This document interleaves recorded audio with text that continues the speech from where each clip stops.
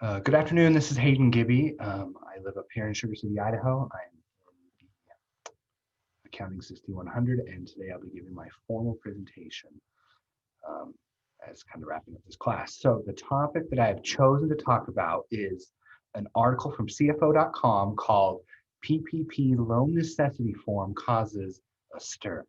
And this is by Vincent Ryan. Um, and so, just kind of recap on the PPP loan and what it is. Um, the PPP loan is called the Paycheck Protection Program, and it was introduced under the Coronavirus Aid, Relief, and Economic Securities Act that was passed by Congress and signed by President Donald Trump on March 27th, 2020 of this year.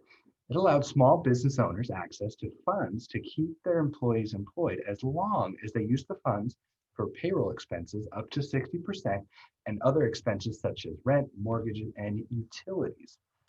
And the full amount could either be totally forgiven or partially forgiven if they were able to have proper documentation showing that the funds they used did in fact affect those categories that I talked about.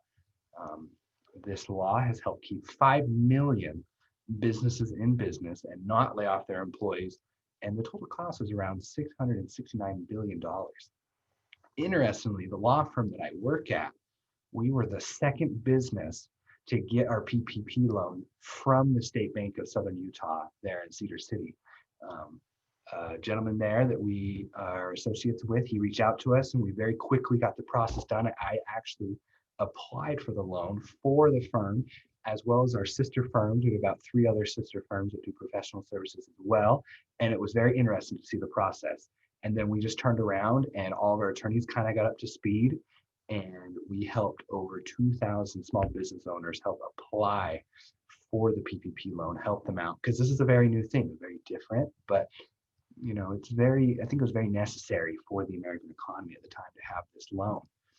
Now, within this article, the SBA released a new document, an additional form on November 25th called the Loan Necessity. And basically what they wanted to know was additional information regarding their financial and operational, kind of what was going on during that time. They wanted more information. And some of those included, what was your gross revenue? What was your gross revenue? What was your capital improvements? Did you release dividends? They wanted to know, even liquidity assessments. And it's very interesting to ask these questions after the fact that they gave the loan. And they said that these forms are given and reviewed to maximize program integrity and protect taxpayer resources. And this was something that was in addition to the loan forgiveness application. Because originally they said you have 8 weeks to use your fund, then you have 24, and then you can apply for the forgiveness anytime until the duration of your loan ending.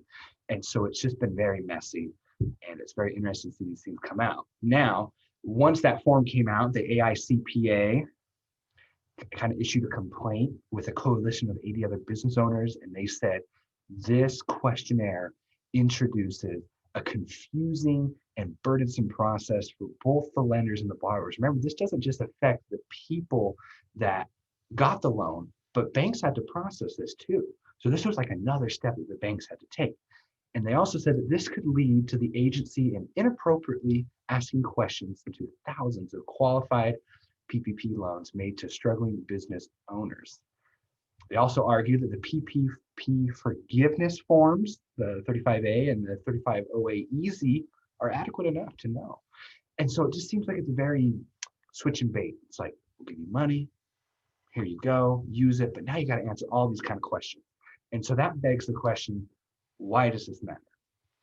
This matters because it shows a lack of control and understanding from the SBA administration. The PPP loan in itself has always been confusing.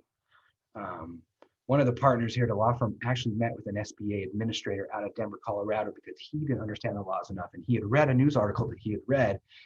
And so it's just never been fully understood. We're kind of getting a better grasp of it now, but they just keep releasing these new notices. And, it's benefiting millions while it's constantly changing. But we also have to remember the SBA is not perfect. And we've seen instances with companies taking advantage of the loans, like for instance, Shake Shack, you got Roos Hospitality Shack that took advantage of it. So maybe this is a good thing.